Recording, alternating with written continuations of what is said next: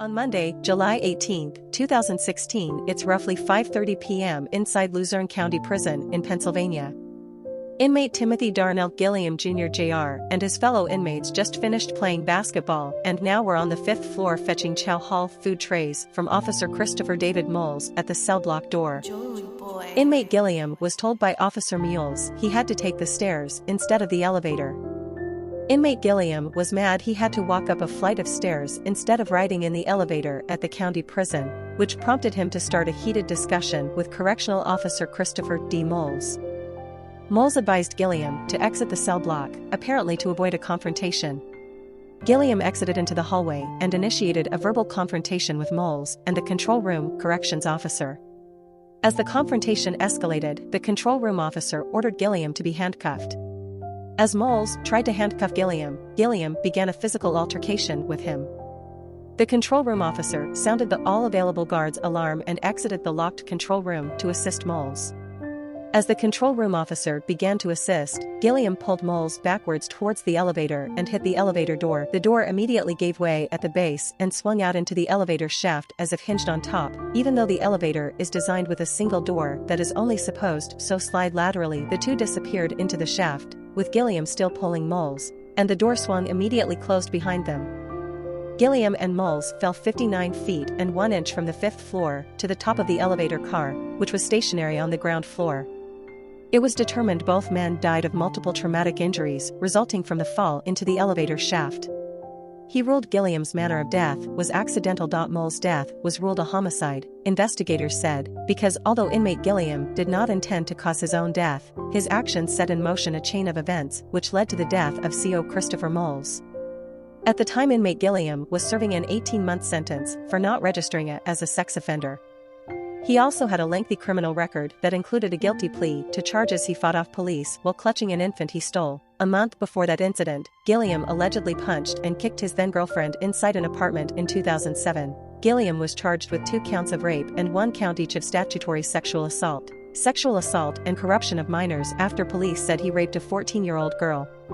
Also prior to his death, while jailed at the county prison in 2014, Gilliam filed a federal lawsuit against 2 guards alleging mistreatment. He claimed in the complaint he was mocked for his religious beliefs. Lastly, at the time of the 25-year-old officer's death, he had only spent 10 months at the correctional facility.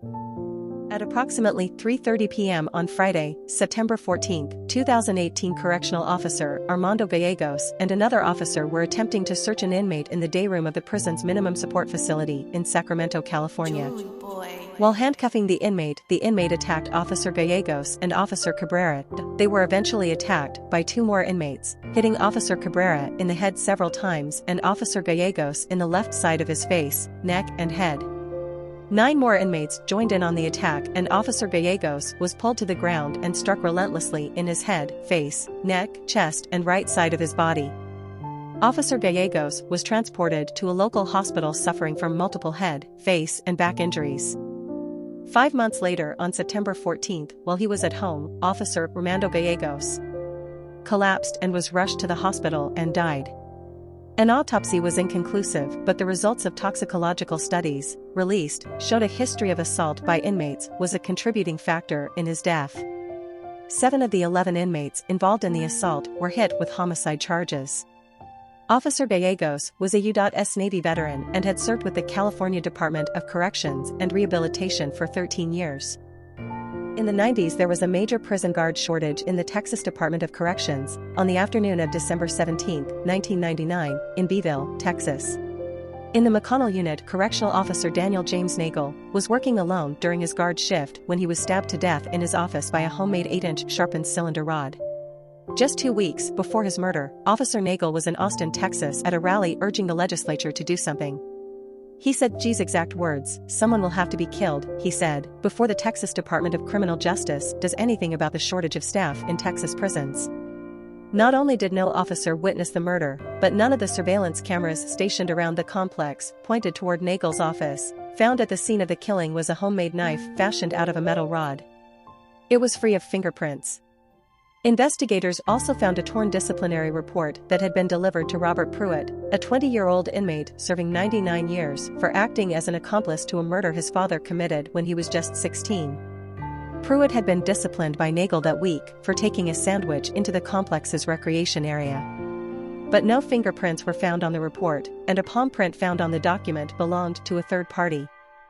Though inmate witnesses testified to seeing a violent skirmish in Nagel's office, the only blood samples taken from the scene belonged to the deceased officer. Officers who questioned Pruitt after the murder noticed that he had a cut on his thumb, which Pruitt said he got while weightlifting. Blood found on his clothing came from that injury. He told authorities that on the day of the murder, he returned to his cell after cutting his thumb, then went to the prison's gym, where he washed whatever blood remained off his hand. He said it was at the gym that he first heard of Nagel's murder. However, the disciplinary report, Pruitt's injury, and the inmate witness's testimony were enough for a grand jury to indict Pruitt for Nagel's murder, even though the prosecution could produce no physical evidence tying him to the crime. All evidence of Pruitt's involvement was gleaned from 5 inmate witnesses, some of whom admitted to being granted credit toward early parole in exchange for their full testimony. Some said they saw Pruitt kill Nagel themselves, others claimed that Pruitt admitted his guilt to them. Pruitt was found guilty of capital murder and sentenced to death in 2003. He remained and kept his innocence on October 12, 2017. His last appeals were denied by the U.S. Supreme Court within an hour of his scheduled execution. "I've hurt a lot of people, and a lot of people have hurt me. One day, there won't be a need to hurt people," 38-year-old Pruitt said in his final statement, strapped to a gurney in Texas death chamber. At 6:17 p.m., he was injected with a lethal dose of pentobarbital. He was pronounced dead 29 minutes later after chanting and shouting obscenities. Corrections Officer Minnie Houston served at the Department of Criminal Justice and worked at Ellis 1 Unit in Huntsville, Texas. At the time in 1985, Ellis 1 Unit was a Level 1 housing unit for 2,400 violent felons. On June 3, 1985, Officer Minnie Houston was supervising the inmate trustees in the dining hall. Inmate Ramayan Mata, at the time, was assigned to the kitchen area and preparing fish. Officer Houston was the only guard on duty in the dining hall. Inmate Mata attacked Officer Houston with a 15-inch kitchen knife.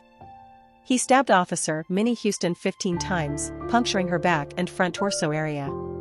Inmate Mata then stole the officer's car keys and drove her car 300 yards, and eventually surrendered to officials at the guard gate. At the time, inmate Mata was serving a 30-year sentence for murder.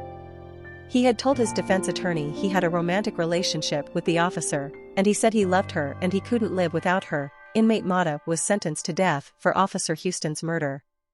He spent 15 years on death row but died of natural causes in 2000. Officer Houston was commended a year earlier for preventing the escape of 2 death row inmates as they attempted to jump a prison fence. In 2003, the Texas Department of Criminal Justice was renamed after Officer Minnie Houston. She was the first female officer to die in the line of duty.